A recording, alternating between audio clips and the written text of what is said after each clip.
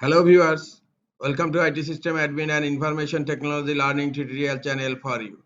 Today in this tutorial I am going to show you how to turn off notifications from startup app on Windows 11 computers. Sometimes it becomes very important for you, so don't forget to watch full video.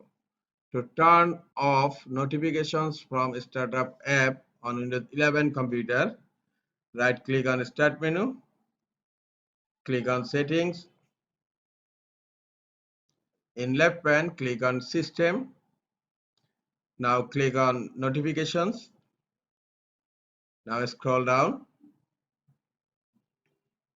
Notifications from apps and other sender, and you will find an option here, Startup App Notification, and by default it's turned on. Just click here to turn it off.